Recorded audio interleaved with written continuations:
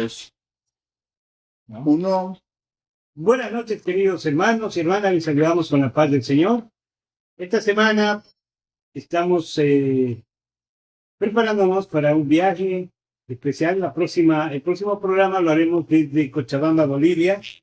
Y mandamos saludos especiales a nuestros hermanos que están en el estado de Washington, a Indiana, California, Maryland, Virginia, Georgia y Miami. También mandamos saludos a Puerto Rico, México, El Salvador. También mandamos a Colombia, Perú, Bolivia y Uruguay. Mandamos saludos también a los hermanos que nos ven en Cabo Verde, el Congo, Angola y también en Filipinas. Asimismo, los que nos ven desde Portugal. Esta noche, como todas las noches, vamos a empezar con un tiempo de oración y alabanza. Vamos a pedir que nos guíe en oración Pedro y después tengamos el tiempo de alabanza. Vamos a orar.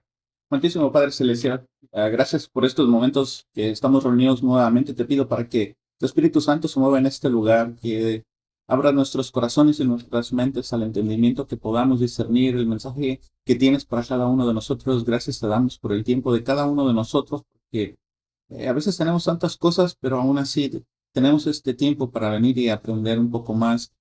Sabemos de que tú estás obrando de una y de mil maneras, pero esta es una de las grandes maneras que usas para mostrarnos, para enseñarnos el camino.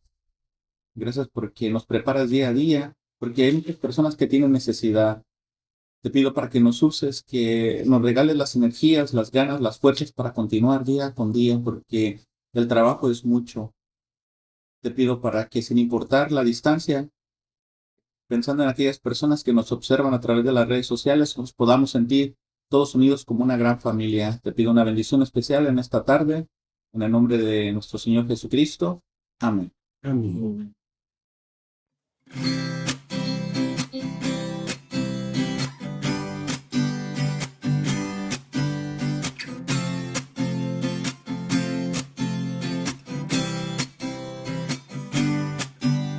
Sí, sientes un murmullo muy cerca de ti. Hay un ángel llegando para recibir todas tus oraciones y llevarlas al cielo.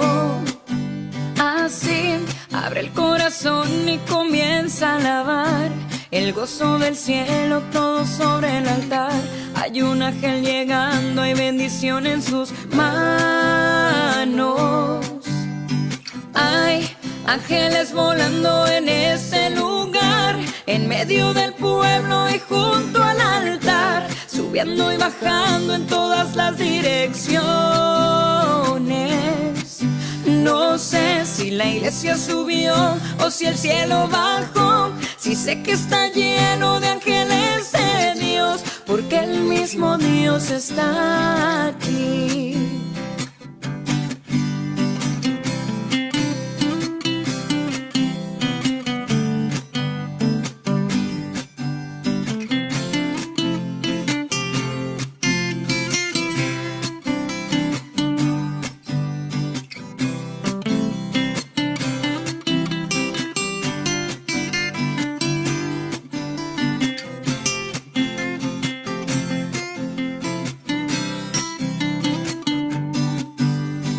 Cuando los ángeles pasan, la iglesia se alegra, ella canta, ella llora, ella ríe y congrega, enfrenta el infierno, disipa el mal.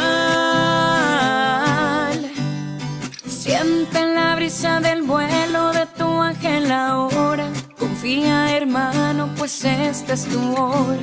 La bendición llegó y te la vas a llevar. Hay ángeles volando en este lugar, en medio del pueblo y junto al altar, subiendo y bajando en todas las direcciones. No sé si la iglesia subió o si el cielo bajó, si sé que está lleno de ángeles de Dios, porque el mismo Dios está aquí. ángeles volando en este lugar, en medio del pueblo y junto al altar, subiendo y bajando en todas las direcciones. No sé si la iglesia subió o si el cielo bajó, si sé que está lleno de ángeles de Dios, porque el mismo Dios está aquí, está aquí.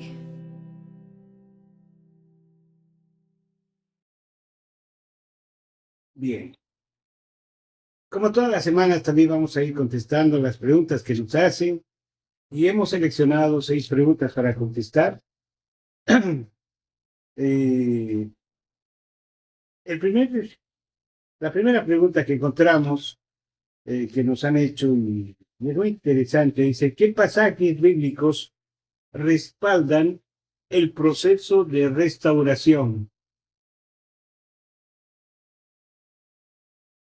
Vuelvo a preguntar, ¿qué pasajes bíblicos respaldan el proceso de restauración?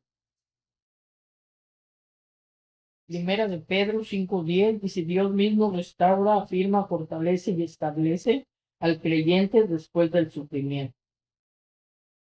El Salmo 51:12 pide la restauración del gozo de la salvación y un espíritu dispuesto. Muy bien. ¿Qué más tenemos? En Jeremías 30:17 promete sanidad y restauración de heridas. Y también en Jeremías 31:25, Dios sacia el alma cansada y el origen.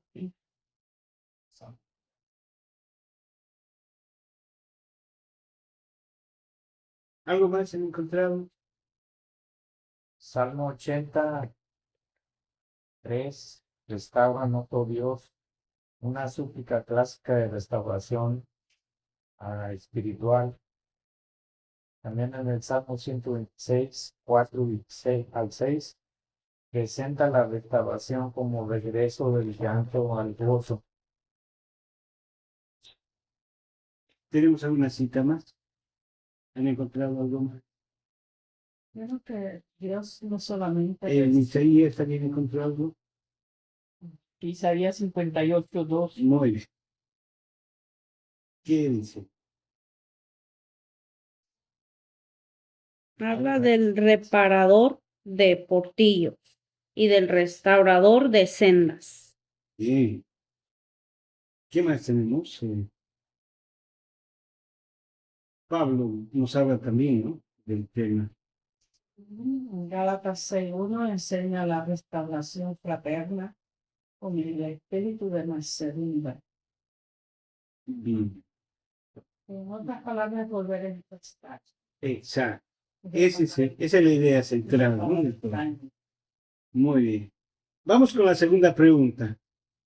¿Cómo se interpreta el destierro de Caín en la teología actual?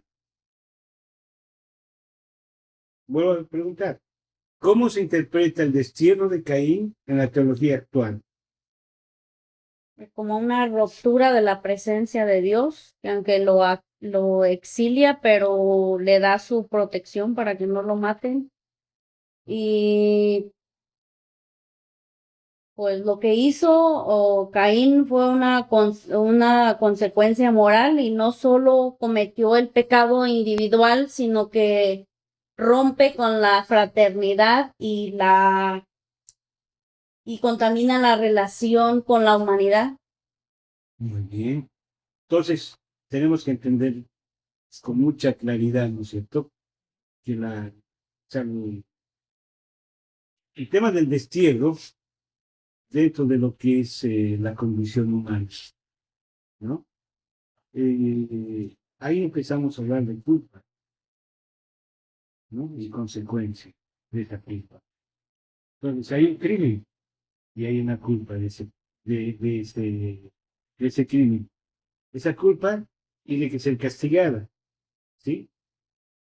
Pero dentro de ese castigo, que es la consecuencia del acto, está la protección divina, ¿cierto? Eso, ¿por qué razón? Porque es una responsabilidad ética. ¿Eso qué quiere decir? Que Dios, a pesar de todas nuestras transgresiones, está ahí para escuchar, Y para restaurarnos es necesario. para ver que si aún así, después de esto, nuestro corazón se doblega, ¿no? Ese es el que vamos a ver. Vamos con la siguiente pregunta. ¿Por qué Dios quiso proteger a un asesino como Caín? ¿Con eso?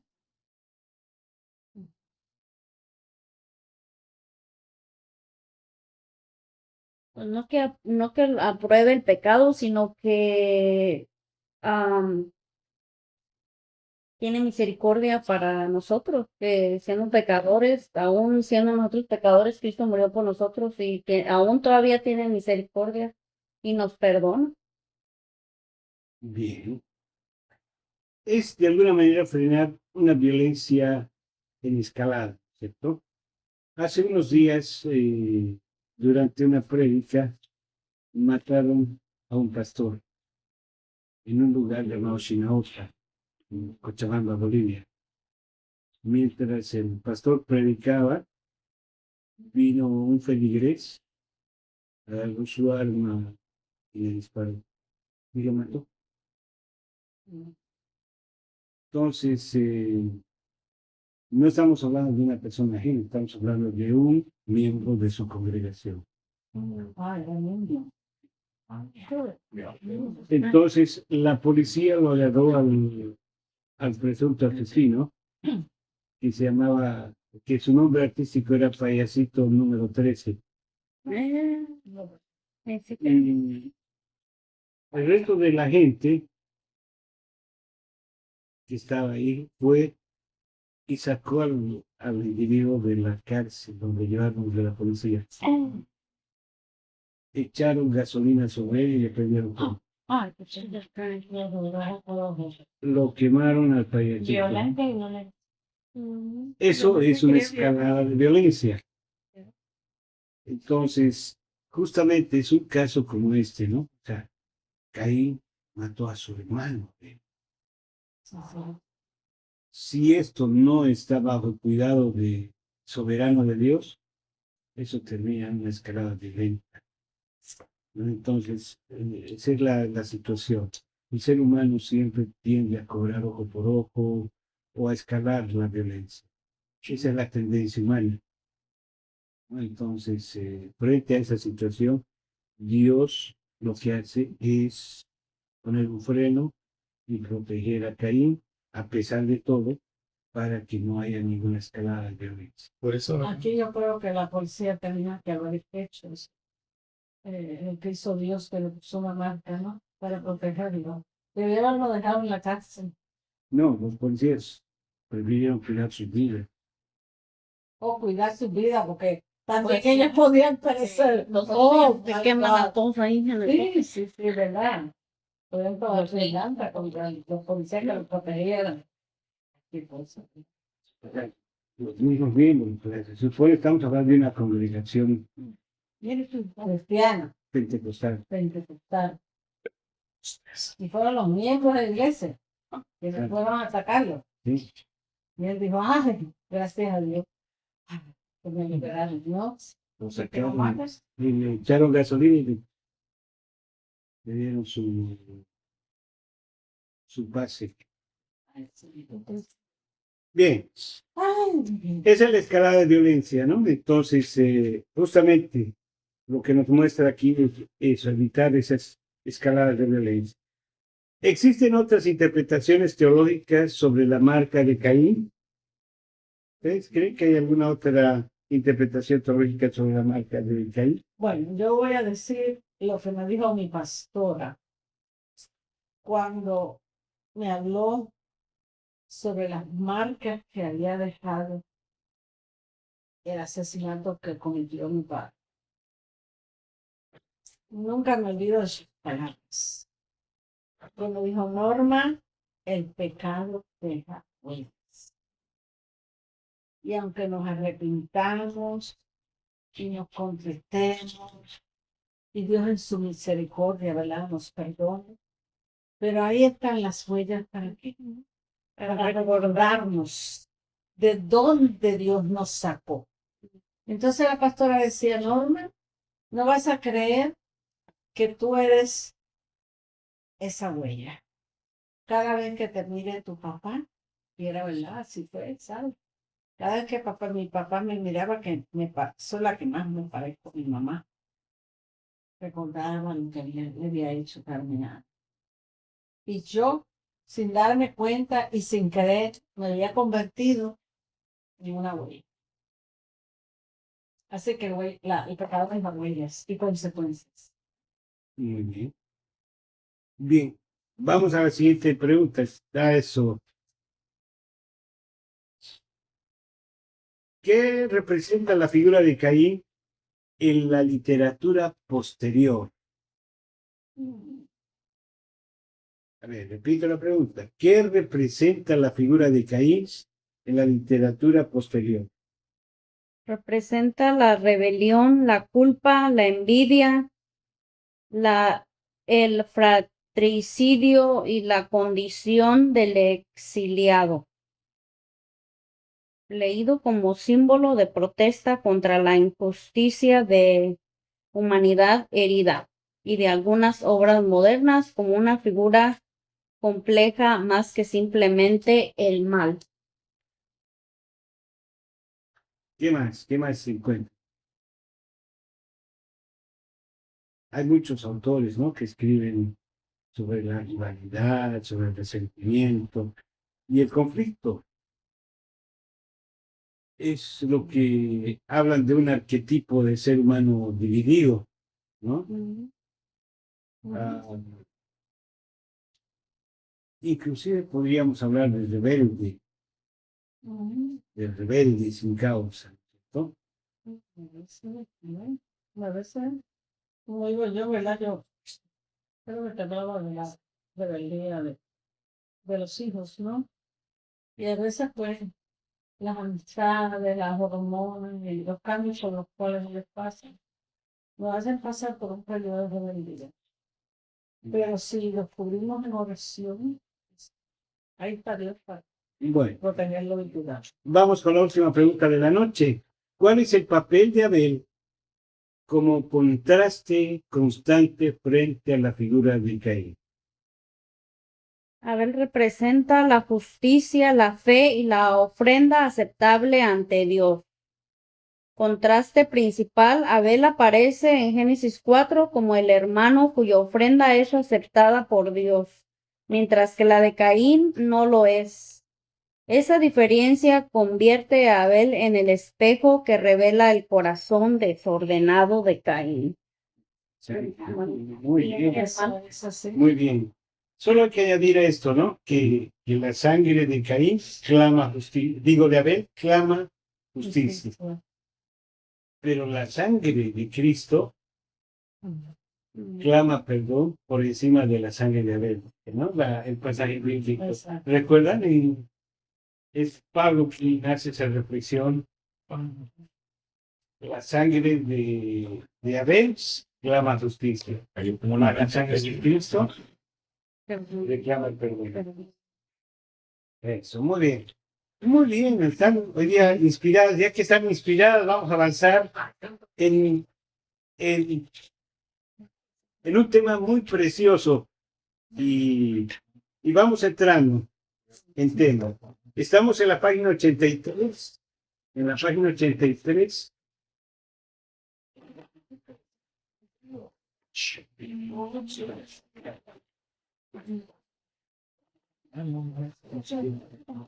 Página 83.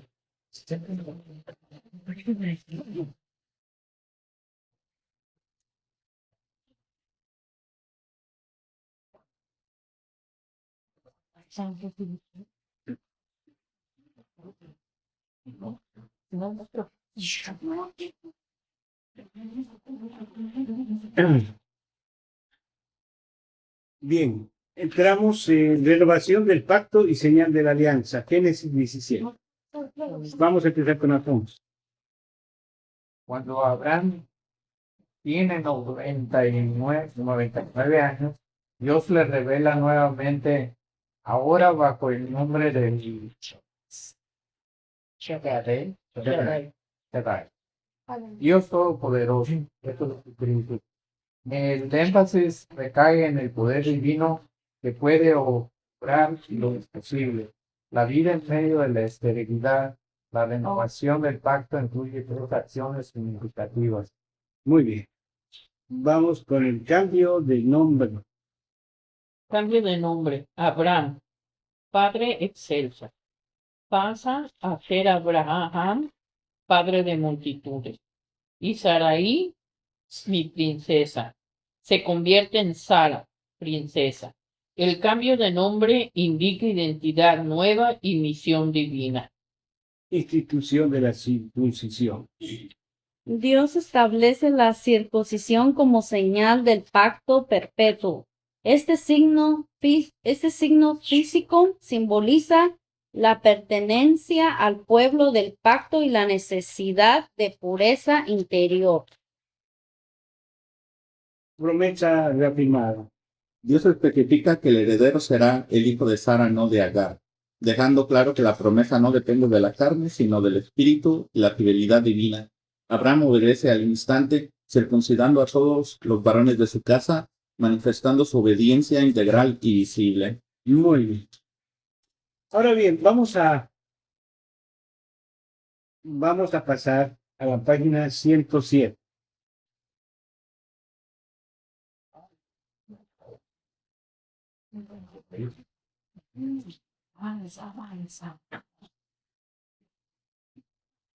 Arqueología bíblica. Adelante, Erasmus. La antigeología bíblica estudia a los ángeles como seres espirituales creados por Dios, sus funciones, su relación con la revelación y su papel en la historia de la salvación. En la Biblia no se presenta a los ángeles como dioses menores, sino como siervos y mensajeros del Señor que actúan bajo su autoridad. Concepto. La palabra ángel significa en sentido básico mensajero y en la escritura su función principal es ejecutar la voluntad de Dios, comunicar sus mensajes, proteger, alabar y participar en actos de juicio o liberación. La Biblia también muestra que los ángeles no deben ser adorados, porque su misión siempre apunta a Dios y no a sí mismos. Base bíblica. La presencia angélica aparece desde Génesis hasta Apocalipsis. En el Antiguo Testamento, los ángeles están ligados a la protección del Edén, a la entrega de la ley, a visiones proféticas y a la defensa del pueblo de Dios. En el Nuevo Testamento anuncian nacimientos, sirven a Jesús, fortalecen a la iglesia y participan en visiones escatológicas. Tipos de ángeles. La Biblia menciona con claridad varias categorías de seres celestiales. Aunque no desarrolla un sistema completo y cerrado de jerarquías, entre las categorías más visibles están los querubines, los serafines, los arcángeles y los seres vivientes de las visiones proféticas. Muy bien. Vamos con los nombres bíblicos. Los únicos ángeles nombrados explícitamente en la Biblia canónica de forma directa y clara son Gabriel y Miguel. Gabriel aparece como mensajero de revelación, mientras que Miguel aparece como un príncipe celestial y guerrero en favor del pueblo de Dios. Otros nombres como Rafael o Uriel pertenecen a tradiciones posteriores o textos no canónicos, pero no forman parte del registro bíblico protestante estándar. Ángeles descritos en la Biblia. Los arcángeles.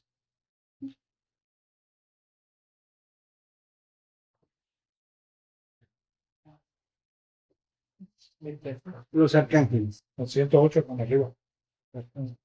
Arcángel Gabriel se presenta como el mensajero divino que explica visiones y anuncia con acontecimientos decisivos. En Daniel interpreta revelaciones para el profeta y en Lucas anuncia el nacimiento de Juan el Bautista y la encarnación de Jesús. Sí, sí. Biblia canónica. Encarnación de Jesús. Antiguo Testamento hebreo. Daniel 8, 16, 9 y 21 aparece como Gabriel. Nuevo Testamento. Lucas 1, 19, 26. Anuncia el nacimiento de Juan el Bautista y Jesús. ¿Sí? Sí. Otros textos. Aparece también en el libro de Enoc. Primera Enoc. Y en otros escritos interestamentarios desde donde se le llama frecuentemente arcángel. Muy bien. Arcángel Miguel. Miguel aparece como uno de los principales príncipes. En Daniel y en Judas se lo llama arcángel. En Apocalipsis lucha contra el dragón junto con sus ángeles. Su figura combina protección, autoridad y combate espiritual en favor del plan de Dios. Biblia canónica. Antiguo Testamento. Daniel 10, 13, 21 y del 12, 1.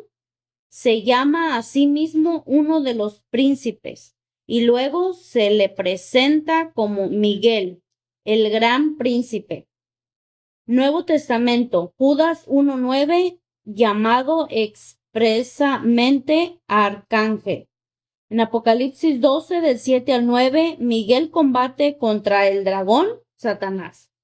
Otros textos, Miguel aparece en el libro de Enoc, en el Apocalipsis de Juan hebreo y en varios textos coptos y apócrifos donde se le describe como jefe de los ejércitos celestiales. Arcángel Rafael. Biblia canónica, católica, deuterocanónicos. Libro de Tobit, Tobías, deuterocanónico. Tobit 5:4, 12, 15. En estos pasajes se presenta como Rafael, uno de los 7 ángeles que están delante de la gloria del Señor. Aparece largamente en capítulo 5:12 como el arcángel que acompaña a Tobías, expulsa al demonio Osmodeo y sana la ceguera de Tobit. Fuera de Tobías, Rafael no aparece en el canon protestante de la Biblia. Su presencia se limita al libro de Tobit y algunas tradiciones judío-cristianas posteriores. Arcángel Uriel. No en la Biblia canónica. Uriel aparece en el canon hebreo ni en el protestante. En la tradición ortodoxa y en algunos textos deuterocanónicos se le menciona como uno de los 7 ángeles principales, aunque sin presencia literal en el canon. Textos donde aparece: libro de Enoc, primera de Enoc 9:1, 20:2, 24:6, etc.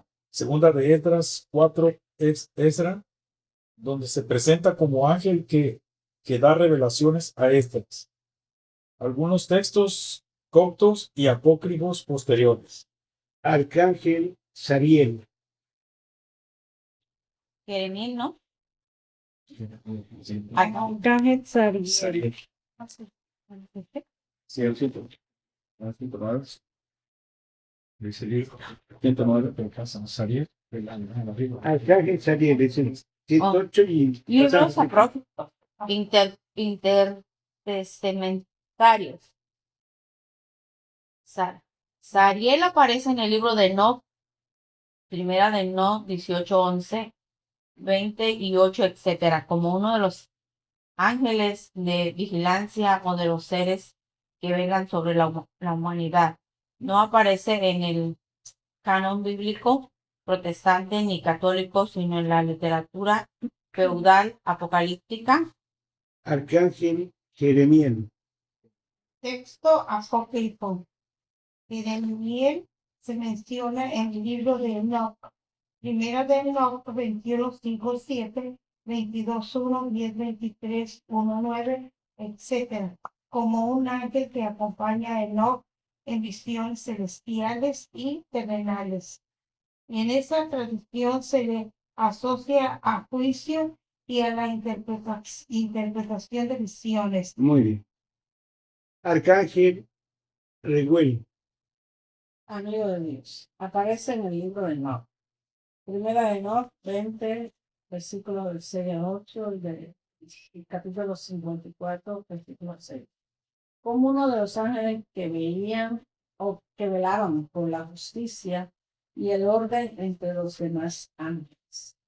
En la tradición se le describe como el ángel de la armonía, justicia y retribución, encargado de impedir conflictos entre los seres celestiales.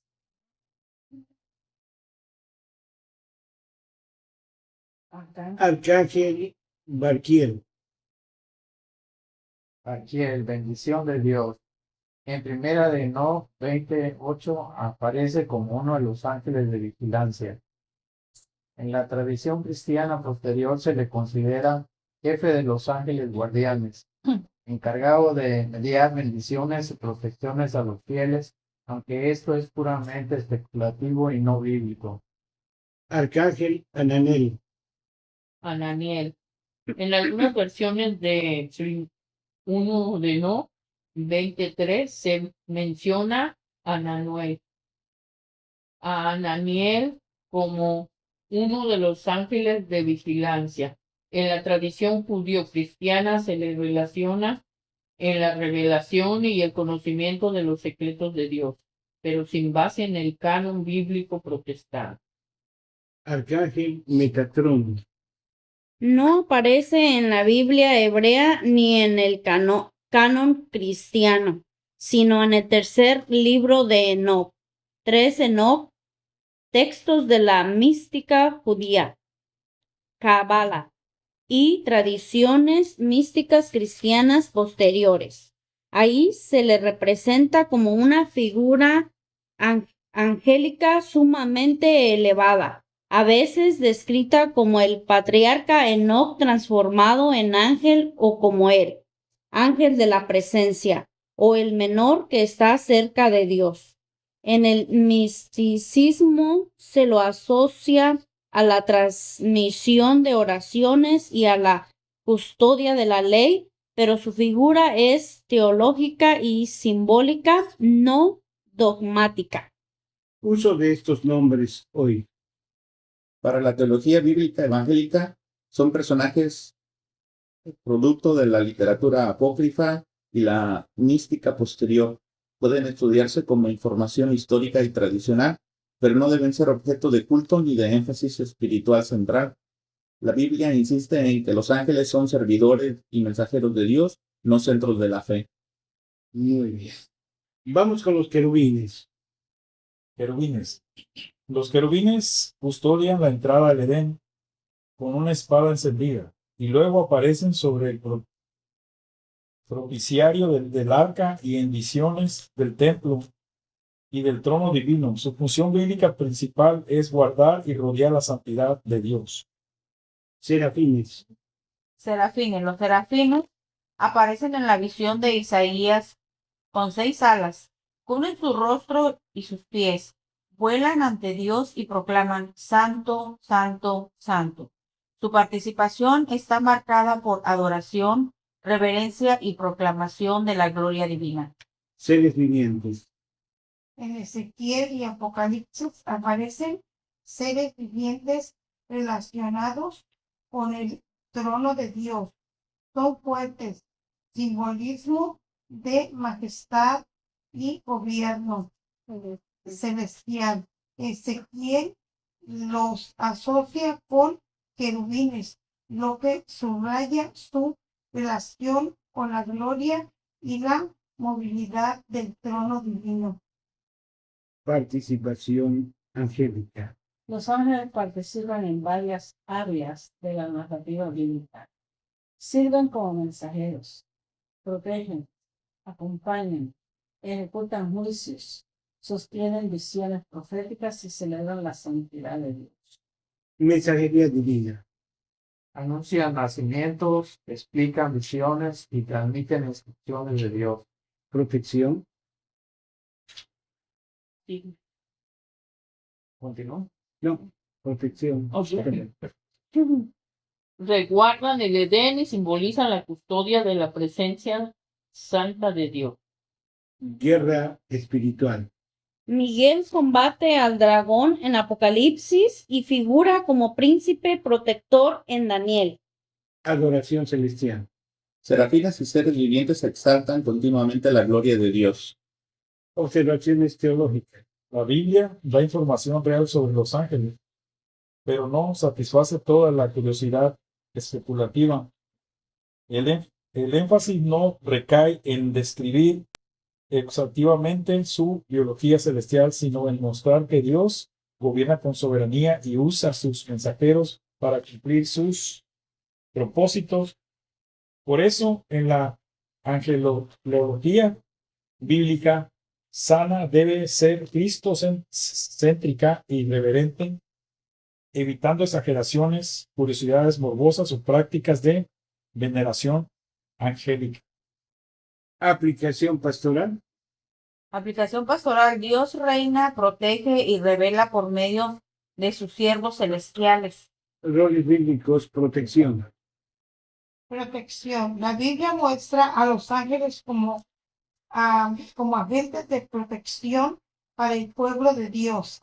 Se mencionan protegiendo, librando y resguardando a los justos en situaciones de peligro, como en Daniel 6:2, Reyes 6 y Salmos 91. Custodia y cuidado.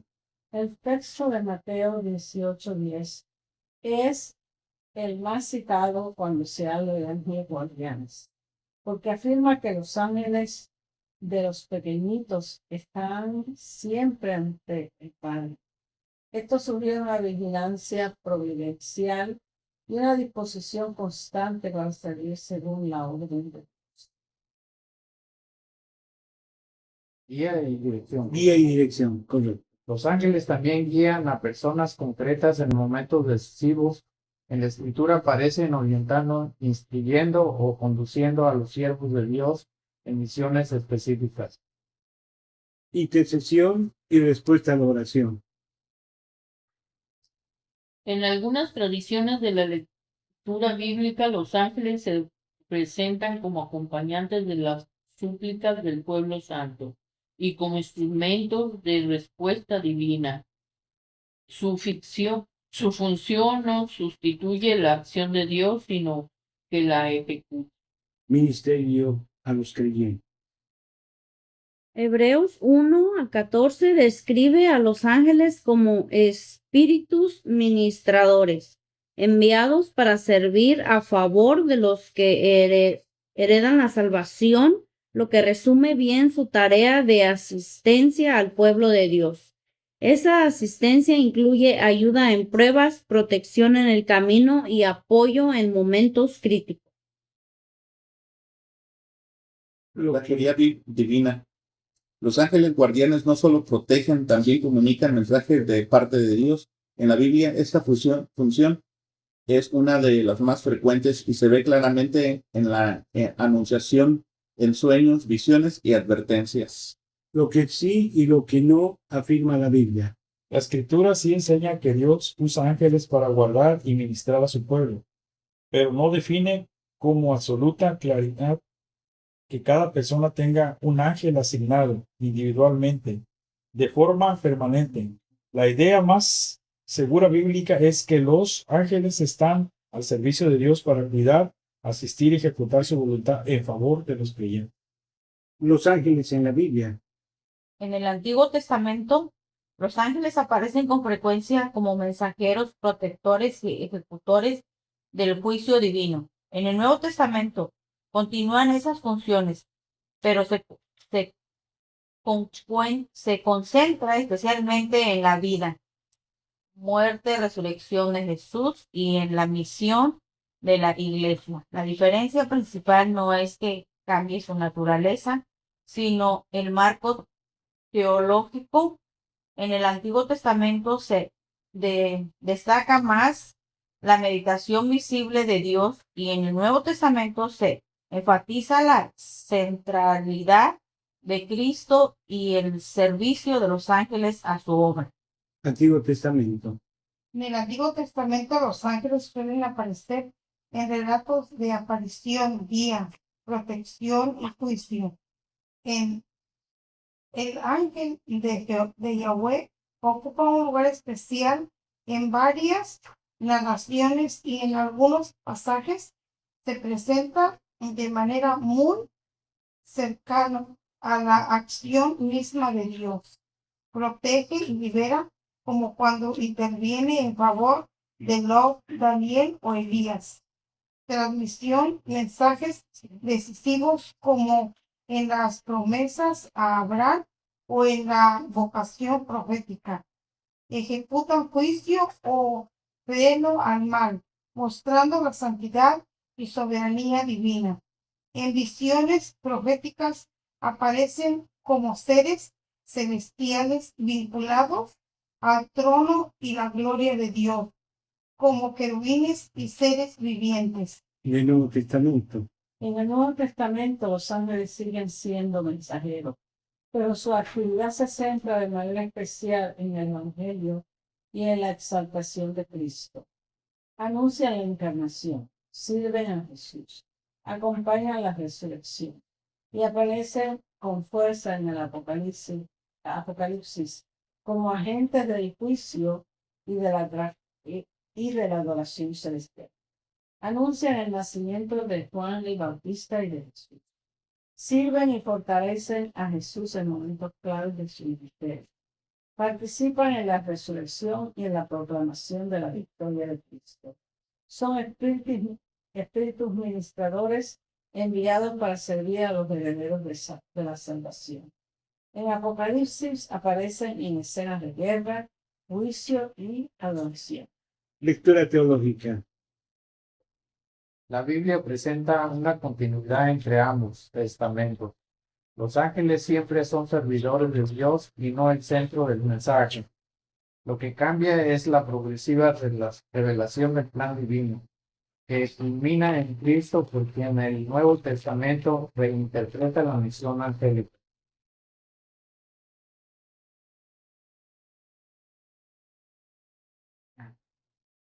La jerarquía completa de los 9 órdenes angélicos no está descrita como un esquema cerrado en la Biblia, sino elaborada, escrita por la teología cristiana, especialmente Pseudo, Dionisio, el Areopagita y comentaristas medievales, a partir de nombres de seres celestiales que aparecen en los textos bíblicos. La tradición suele presentarla en 3 jerarquías, cada una de 3 órdenes de mayor a menor cercanía al trono de Dios. Muy bien. Si se fijan, hasta aquí hemos ido dando una descripción general de lo que es y no es el rol de los ángeles, de lo que está y de lo que no está en las escrituras canónicas, y lo que está en la tradición judaica, ortodoxa y copta, que son las tradiciones de las que se va extrayendo los nombres, ¿no?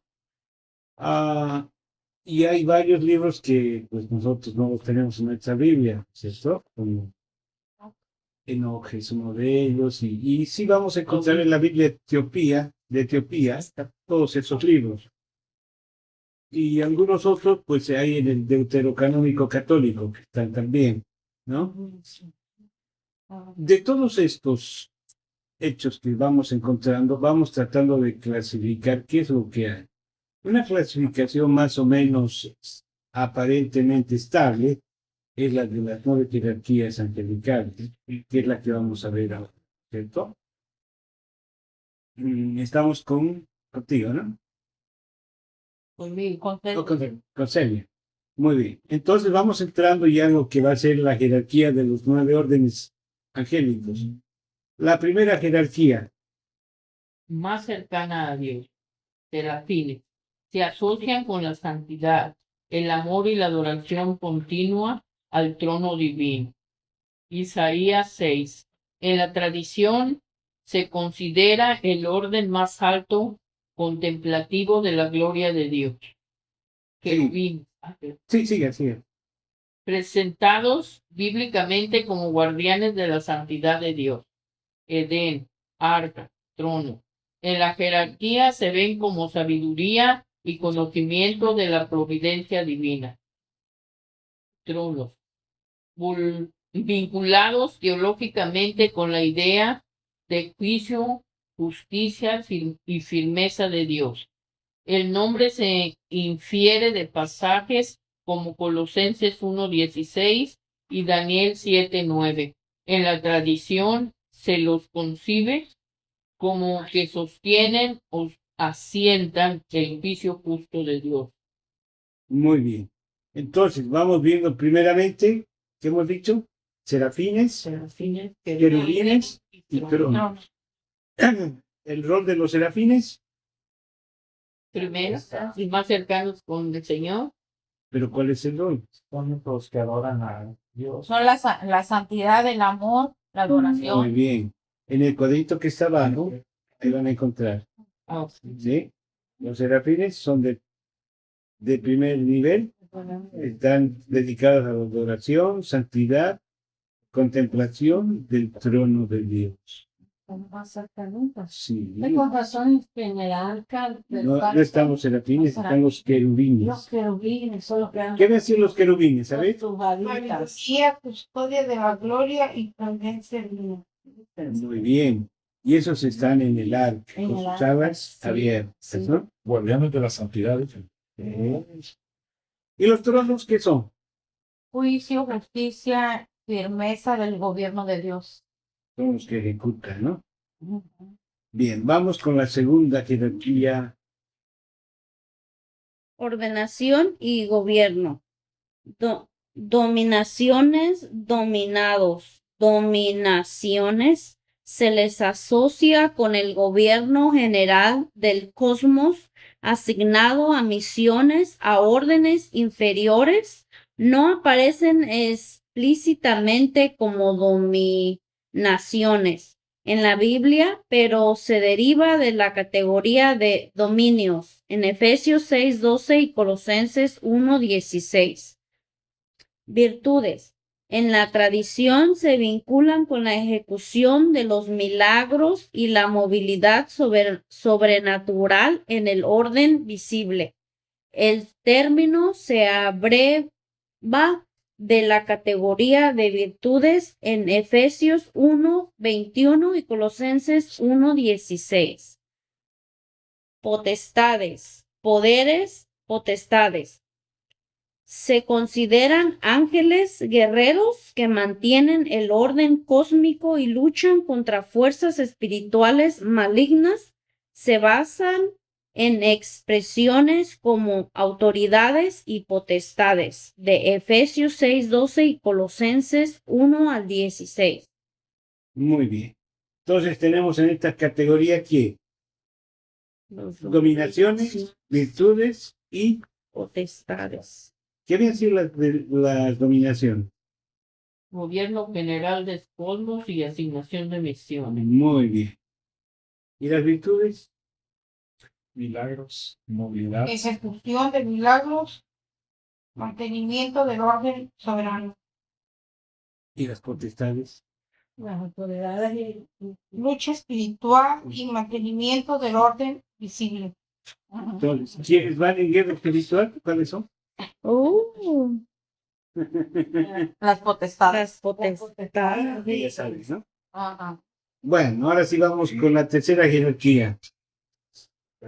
Tercera jerarquía. Ministerio directo a los hombres. Principados.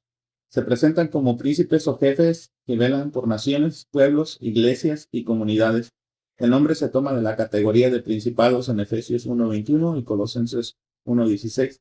Arcángeles. En la Biblia solo Miguel aparece con el título de arcángel. Judas 1:9, Daniel 10:12, Apocalipsis 12. En la tradición se entienden como jefes de grandes cuerpos angélicos que invierten en asuntos decisivos. Ángeles. Ángeles, apropiadamente dichos, son los mensajeros que se relacionan de forma más directa con los seres humanos, anunciando, protegiendo y sirviendo a los creyentes. El texto clave para esta función es Hebreos 1:14, donde se describen como espíritus ministradores enviados para servir a los que heredan la salvación. Muy bien. Esta tercera jerarquía es la que está más en contacto con nosotros, ¿no? ¿Sí? ¿Qué opinan? ¿Qué habían sido los principados? Esos son los que bregan con las comunidades, con los pueblos. Ya, muy bien. Y Después los arcángeles. Liderazgo de grandes cuerpos angélicos. Son como los generales, ¿no? Que van en combate. Hermano, una pregunta. Cuando también se refiere, ya ve que el demonio también imita al Señor, ¿verdad? Pues dice que nuestra lucha no es contra carne, sino contra principados y potestades de la región celeste. O sea que también hay luchas en los cielos entre principados malignos contra ellos. Sí. por ahí. Ellos imitan todo lo que hay en el seno celestial.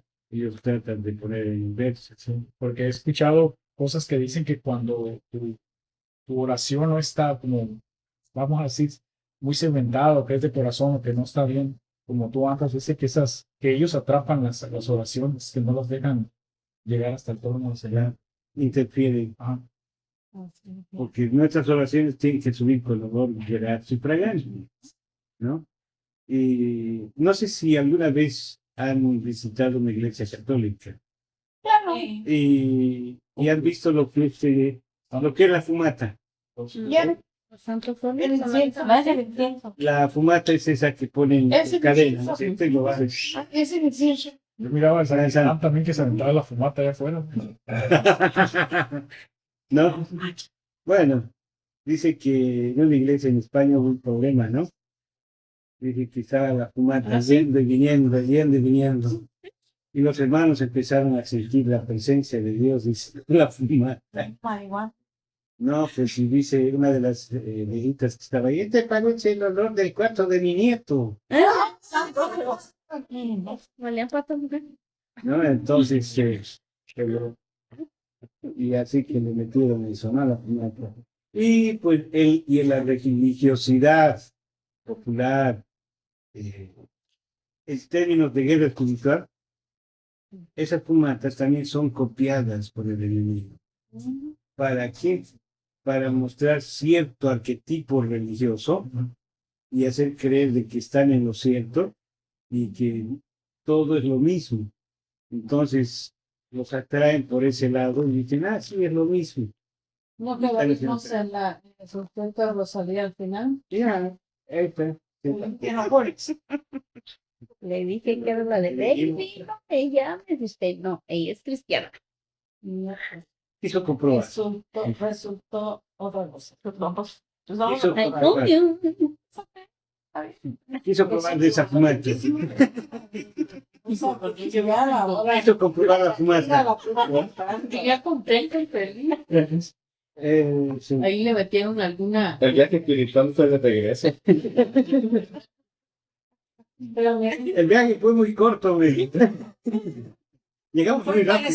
Fue interesante ver cómo los algoritmos y la inteligencia artificial presentan esta persona que cuando tú la ves, ¿verdad? En persona, ¿verdad? En concierto, no canta absolutamente nada de eso, sino una cosa totalmente diferente. Y y yo digo, wow, hasta dónde llega el enemigo, ¿no? Bien. Entremos en la. ¿no? Sí. Entremos con calma en este tema porque es profundo Profundo, así es. y tengamos discernimiento también, ¿no? No importan las notas cómicas que alegran la noche, pero también las experiencias nos van mostrando que hay que discernir. Hay que discernir, así es. No todo lo que es, Vale. era Que o brinca. es. Muy bien. ¿Y aquí tocaba? Amén. Diferencia entre ángeles buenos y ángeles caídos en la Biblia. Es muy importante.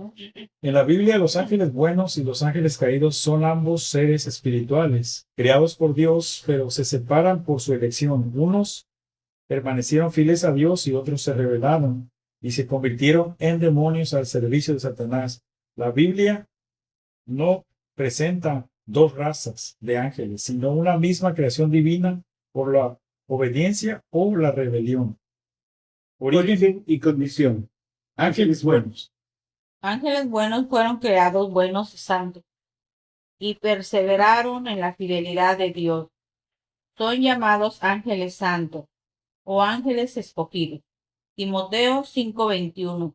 Siguen sirviendo como espíritus ministradores enviados a favor de los que heredan la salvación. Hebreos 1:14. Ángeles caídos. Ángeles caídos. Eran ángeles originales que pecaron y cayeron con Satanás. Se les identifica como demonios o ángeles de Satanás. Apocalipsis 12, 7, 9, Mateo 25, 41. La escritura indica que algunos están encarcelados en prisión eterna. Segunda de Pedro 2:4, Judas 1:6. Y otros actúan liberalmente como fuerzas demoníacas en el mundo. Naturaleza y propósito. Ángeles buenos. Son santos, obedientes, enviados para adorar a Dios, proteger a su pueblo, anunciar mensajes y realizar tareas divinas. Su finalidad es glorificar a Dios y servir al plan de la salvación sin buscar su propia gloria. Ángeles caídos. Son pecadores en su naturaleza y su función, alineados contra Dios y la humanidad. Su propósito es engañar, seducir y oprimir y combatir el reino de Cristo. Buscan desviar a los hombres de la verdad, fomentar idolatría, impureza y rebeldía espiritual. Autoridad y destino. Ángeles buenos. Tienen autoridad delegada por Dios, pero siempre en función de su voluntad y superior a la criatura humana en poder espiritual. Segunda de Reyes 6:17, Daniel 10. Su destino es la continua adoración y servicio en el reino eterno de Dios. Ángeles caídos. Tienen cierto poder espiritual, pero están bajo el juicio de Dios. Satanás y sus ángeles están destinados al fuego eterno preparado para ellos. Mateo 25:41, Apocalipsis 20:10. La Biblia enseña que aunque están activos ahora, ya están vencidos por Cristo en la cruz. Colosenses 2:15, y su derrota final está asegurada. Bien. Vamos a Erasmo, con el resumen práctico, contraste. Resumen práctico. Contraste. Este contraste muestra que, aunque ambas clases son ángeles por naturaleza, su lealtad determina totalmente su identidad, su acción y su eternidad. Para la vida cristiana, la Biblia recomienda confiar en la protección divina mediante los ángeles buenos, pero no venerarlos y resistir firmemente a los caídos bajo la autoridad de Cristo. Muy bien. ¿Qué entendemos entonces de todo esto? De los ángeles buenos y los ángeles caídos. Por partes o porque luego interrumpen, no me gusta eso, la verdad. A ver que van a hablen. Comienza. Pues yo entendí que los ángeles están al servicio de Dios, son mensajeros, tienen sus categorías, ¿verdad? Tienen su función cada uno de ellos y están al servicio del Señor y muchos nos deja muy claro, para mí me deja mucho claro porque hay gente que venera a los ángeles. Hay mucha gente que venera y que dice, mira, tienen que orarle, dice, tienes que orarle a este ángel por esto y que no, o sea, la oración y siempre todo es para Dios porque son creados por Él, pero son tan al servicio de Él, incluso para nosotros, ¿verdad? Entonces es muy importante entender que los ángeles son instrumentos, mensajeros que la Biblia nos muestra, como cuando vino el arcángel Miguel a decir que iban a ser el Salvador. Y lo importante de todo es entender que es como un ejército espiritual para funciones del Señor y toda la honra y siempre se tenemos que dársela al Señor Jesucristo. y no venerarlos, ¿verdad? Muy bien. Sí, quiere comentar. Está todavía, están vigentes la teología del Antiguo Testamento al Nuevo Testamento y dice que son para ayudar a los herederos de la salvación, que somos nosotros. Y tenemos que tener esa seguridad de que somos herederos de la salvación. Quiere decir no que los vamos a venerar, pero que sí tenemos ayudadores espirituales. El problema de esto, hermana, es que hay gente que los invoca. Y los ángeles Sí, no pueden claro. ser invocados. Uno puede invocar a Dios y pedir de su ayuda Ayuda. y protección. Está de parte de Dios enviarlos. Pero a los ángeles no se pueden invocar. ¿Qué dicen los demás? Bueno, a mí lo que me llamó la atención fue que dice que hay ángeles buenos y ángeles malos, pero los ángeles buenos dice que fueron los que permanecieron fieles a Dios. O sea que la fidelidad tiene mucho que ver. Sí, claro que sí. Me aprecia mucho. Y no se olviden que el lucero de la mañana, que era Lucifer, Se reveló. se rebeló y fue echado. ¿No? Porque con Entonces, ellos- y con él se fueron legiones. Dice Ya. que una tercera parte Ujú. de los ángeles. Mandan a mí. ¿Te imaginas? Y hasta el día de hoy, déjame decirte, él no ha dejado de querer parecerse a Dios. Y anda buscando a alguien que también se sienta de la misma manera. Que mira al que está en dirección, en poder, que está a la cabeza, por ejemplo, de una institución, y decirle así, susurrarle al oído, ¿sabes qué? Tú puedes ser igual que Luis. Puedes hacer las cosas que Luis no hace. Y no que a veces terminamos en juicio. Ujú. La iglesia metodista pasó con una experiencia así. ¿Y qué hace el enemigo con eso? Quiere llevarse otra tercera parte, sino más, de aquellos que lo puedan seguir y hacer que la iglesia se divida y sufra. Bueno, básicamente entonces tenemos 3 tipos de presencia angelical. Oh, ¿cierto? ya. De las 9 categorías hay 3 tipos. Los que están en relación con Dios, los que están para conectarse con nosotros y los que están para hacer la guerra espiritual. Así de sencillo, ¿no? Entonces, en función de eso, cuando nosotros hacemos oraciones de protección, por ejemplo, clamamos al Padre para que nos envíe un vallado de ángeles, ¿no? O clamamos al Señor para que los ángeles acampen a nuestro alrededor. Entonces, Cosas como esa. Entonces tenemos que tener claridad en la que oración. invocar a Dios. Sí. Hay que estar claro que hay que invocar a Dios. Pero sí podemos pedirte. Pero podemos pedir ayuda, claro. Están ¿Qué podemos pedir, ángeles? Es algo que, Pero Dios Y el está, rey- pero está en el dominio de Dios. claro, De enviarlo como. Y enviar el tipo de ayuda que tú necesitas. Muy bien. La conversación está muy interesante, pero el tiempo es nuestro peor enemigo. Pero muy rápido. Así que vamos a pedir que nos despida en oración, Erasmo, por favor.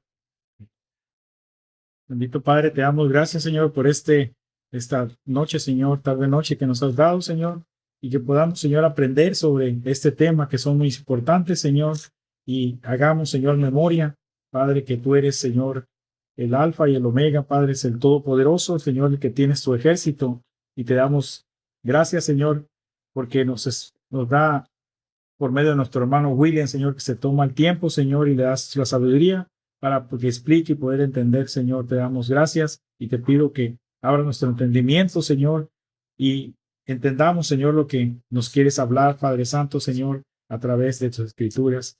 Te damos gracias y te pedimos, Señor, que sigas bendiciendo nuestras vidas, también los hermanos que nos ven a través de las redes sociales y que sigan, Padre Santo, Señor, sumándose más y más países, Señor, y hermanos, para que podamos, Señor, entender y poder actuar de una mejor manera, Padre Santo, para poder llevar, Señor, tus escrituras a un nivel más alto, Señor, y que pueda ser explícito y comprensible. Te damos gracias en nombre de Dios Padre, Dios Hijo y Espíritu Santo. Amén. Amén. Hasta la próxima semana.